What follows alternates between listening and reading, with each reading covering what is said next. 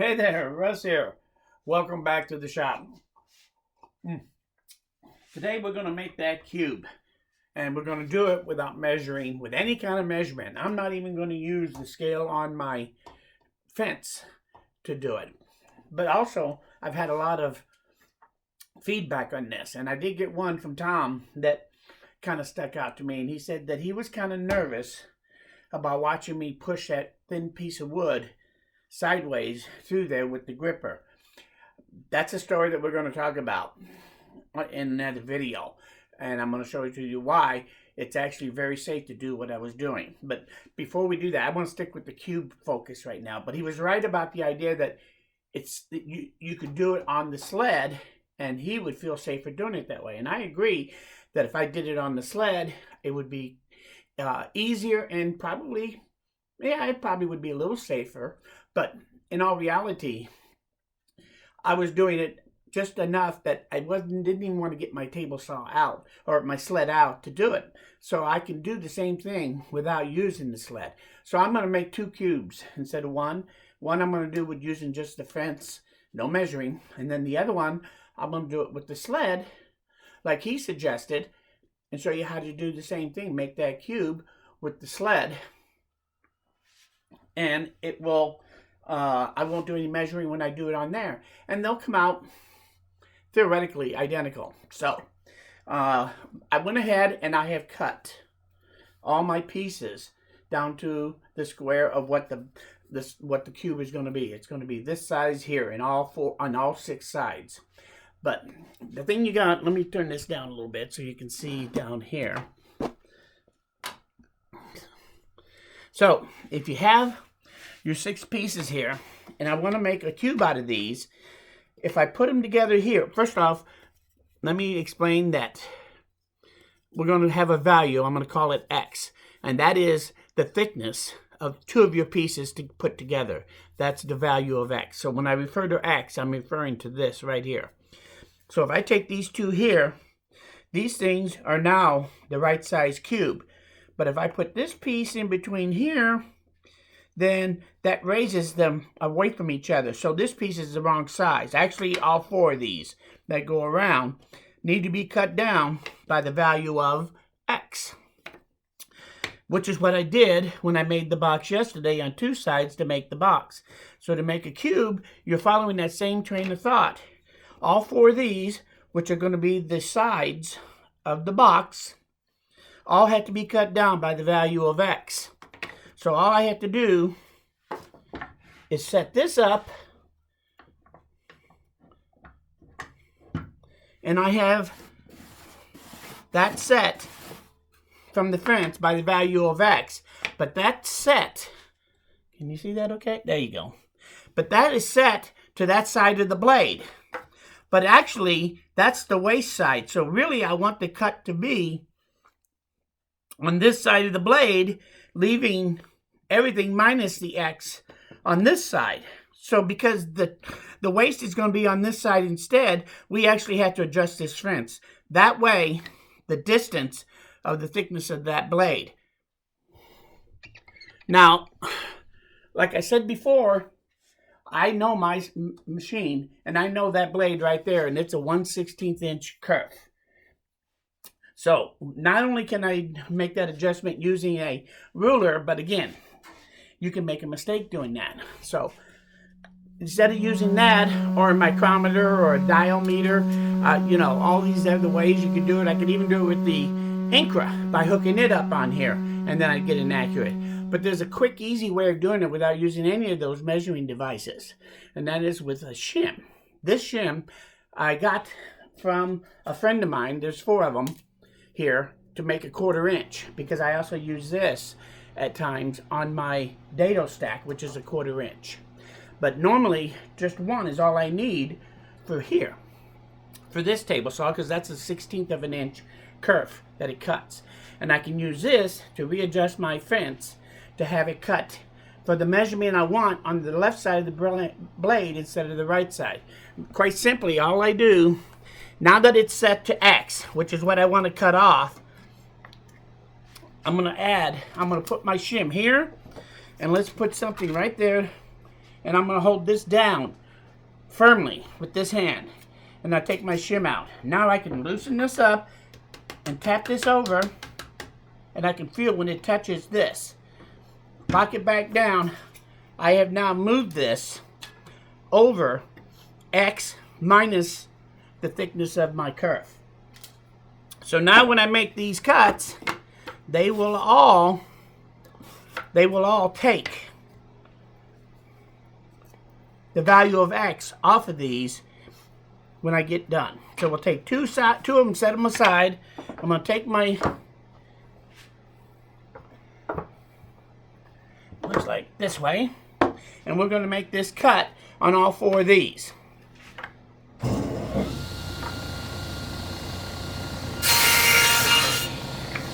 One,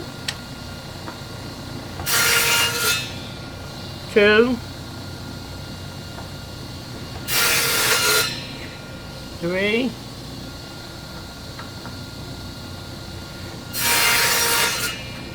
4. Now when I put these 4 together,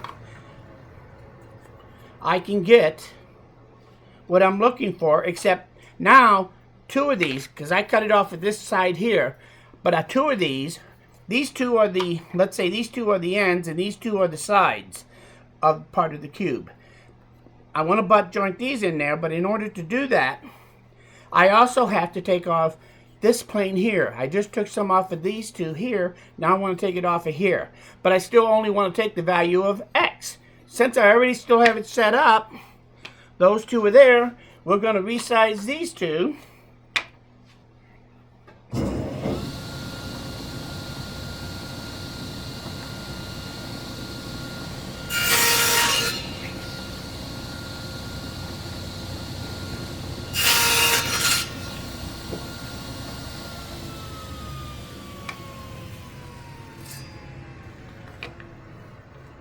And now I have, I'll call these the end, and these are perfectly square, but I've had X cut off of them, so the size of this is this size minus X. These are made by having the same size as this, but I cut off X in one direction. So these 4 become the perimeter of the inside of the sides of the box. And this is the top and the bottom. So if I put that there now, and put that there, there,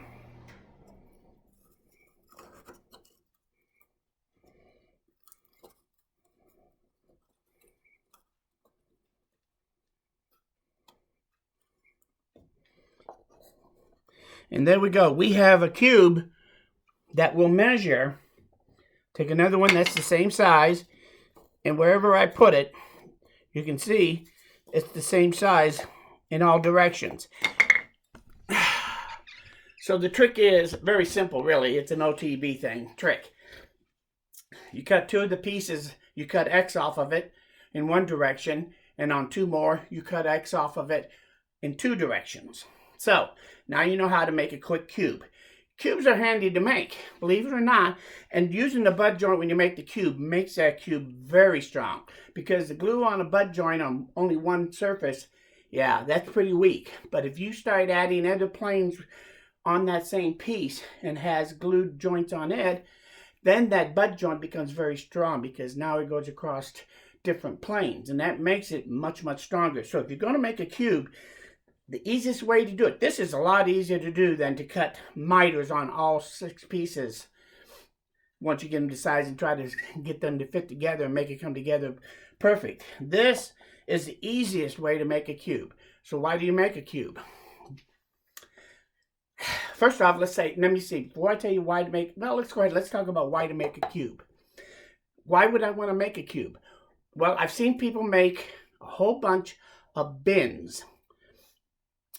And when I say bins, I mean you want to make parts bins, make into a cabinet where you keep hardware. If you want to make your bins, this is the way to make your bins. You make 2 at a time. As you can see, you only have to make 2 cuts on your pieces and move your adjustment only twice. you make the original square, and then you take and you cut down the amount, a double X, off of the different pieces. So you would take 6 pieces, a third of them you cut to the size you want the bin to be.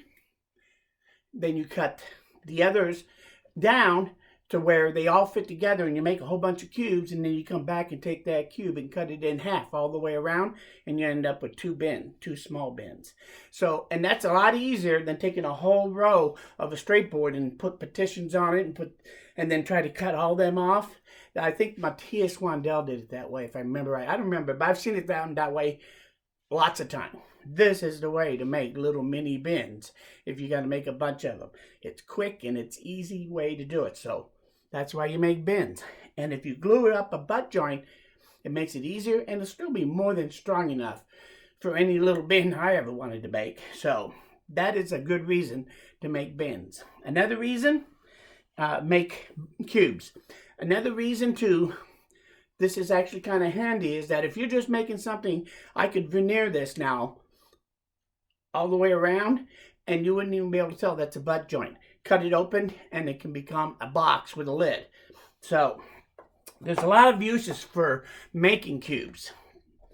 They make great feet on things too, believe it or not. If you make this up, very strong, and then you set your piece on top of these, and that gives you a base to put something on, like a cabinet or whatever. You could set it up off the floor, however distance you want, by making these and using these to attach it to the bottom of your unit, and it would give you a nice easy way to do that.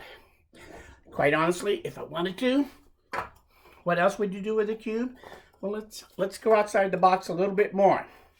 What if I took that and used this as my foot, and then I cut a slot in here, put a bolt through here with a wheel in there that barely sticks out the bottom? This becomes a caster. So you can make a nice rolling caster from this that you can put underneath anything then, and have a nice little straight caster to be able to roll it. You could do the same thing and use my marble trick and put it in the bottom plate, the marble in the bottom. Then you could retain this thing with the marble, and you would get a caster that you could roll in all directions. Depending on the size of your marble, make something that's really large, 1.5 inches in diameter, and you could have a pretty beefy rolling mechanism when you put that together that way. So there's lots of things you can do by using the cube as your base. Making cubes is probably as handy to be able to do without thinking about it as making a box. And again, you can make a box so many different ways. Like I used to say when I was young, there's more than one way to skin a bear. Actually, I used to use the word cat, but after getting with you-know-who, I realized just how bad that sounds to a cat lover. So I now use bear. So anyway, how much things change over time. I just want you to know that cube making is handy, it's easy, and as you see now, using what I call the X value, I can cut these pieces without having to measure and fudge and anything. And by using the shim, keeping one of these handy, the same as your blade, this makes it real easy to do things like box making and making cubes. So let's do the same thing now. And Tom told me that he really thought the sled was a better way to do it. And yeah, it probably is. So give me a second here. Let me get rid of that. This is going to be a box. I'll glue this up and we'll look at it later on, see what it does, looks like. And let's take this set here, and let's turn this set of 2, 3, 4, 5. That'll be tough to do. 6. They're all the same. So I have my 6 pieces. Let me slide that out of the way. And let's put my handy dandy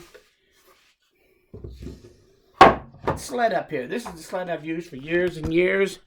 Very simple. I don't even have a measure on it. And so now I'm going to want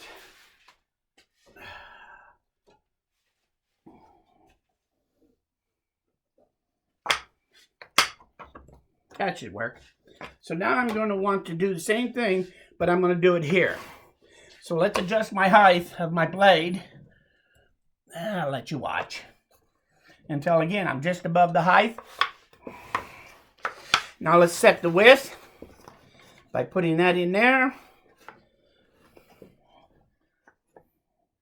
Setting this right here. And there's my width that I want. Well, actually, we've already done that. So now we just want to set this up to cut A. And in order to do that, and to still be accurate, we can use the same method. Is by using the shim. And you take 2 of these and the shim.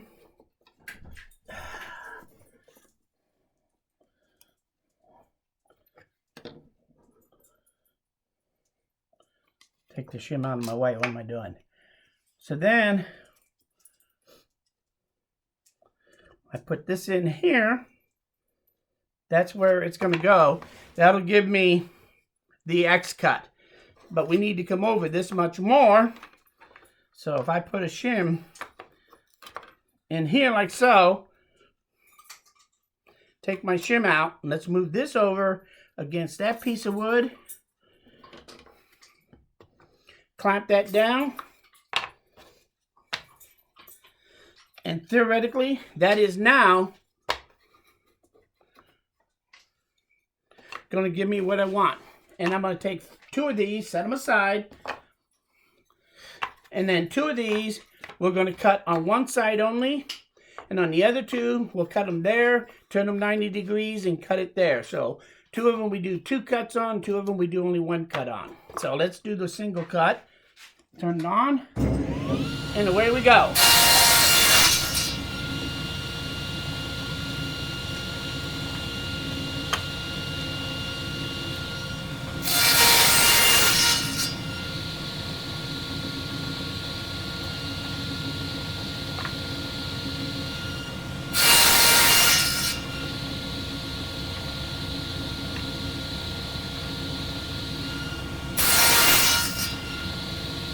Okay, now we recut these 2 one more time, turning them 90 degrees.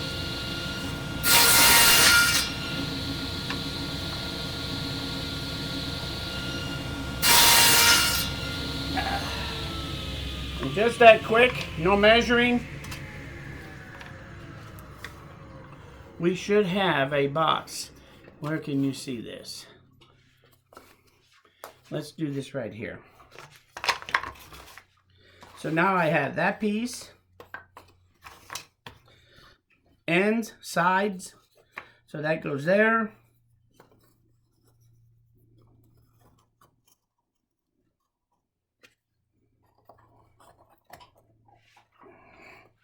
And once I get everything lined up,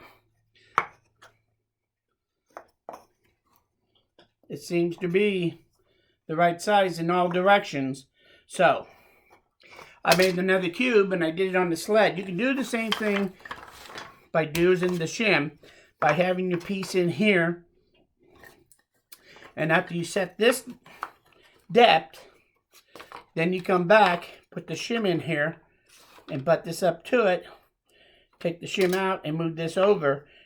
And I've moved it over an exact amount without doing any measuring. So shims are very handy to have around your table saw. And as you see here, it was easy and quick. And if I was doing one quick one, I could do this either with the fence like you saw, or I could do it on here if that makes you more comfortable. And you can come out and use the same method to make the cube. I hope that this gives you a good idea of how to make a cube. It's mathematically easy to do, as you just saw, by just understanding the value of X. So as long as you know what width your material is, and you know the size you want to make, whether you even know the dimension, as long as you have that, you have the size, you can use that to set your blocks or your fence to get exact cuts. And by using the shim, the only thing that's critical is to have something handy around like a shim, like this, the thickness of your blade, so that you can actually make that minor adjustment to shift from one side of the blade to the other if you want. So it does work. It works both with the sled and with the fence. the next video I'm going to talk about real quick, so you know, is when I was doing this with the fence and it made Tom uncomfortable. I understand why they did, but I want to go over with you why I can do that. So on my next video, now that you know how to do a cube, you say, oh well, I'm done with him. He isn't going to show me anything now. So next time, I've decided, maybe in the spirit of Halloween, I don't know. It's too late for that. But I'm going to do some things on there that's going to curl your toenails. So, but I will do it. It'll be safe. And I'll show you and explain to you why you can do some things here that you can't do anywhere else. But it's why I can do some things, because the things that you expect to happen change. And we'll go over all that. And in the process, I'm going to curl your toes. So, now I got a mess to clean up. There goes my coffee. Anyway, I want to thank you for coming by. I appreciate it. Any comments, any ideas, any suggestions? Hit that, just leave a comment down below. Oh, what a mess. Anyway, if you like this video or you learned something here, hit that like button. Lets me know I'm doing the right thing, and lets YouTube know that at least somebody's still watching my channels that way. So, most importantly though, please come back again, because I'm nowhere near done. Thanks. And thanks for all you guys that left me comments. I have one more guy out there, Ken, that left me a comment about making the box that I saw what you were talking about. I'll show that to everybody on my next video, since I forgot to do it this time, because I thought it was kind of a nice point too. So, anyway, I gotta go. I appreciate it. You come back again, because I'm definitely nowhere near done. Thanks. We'll see you guys.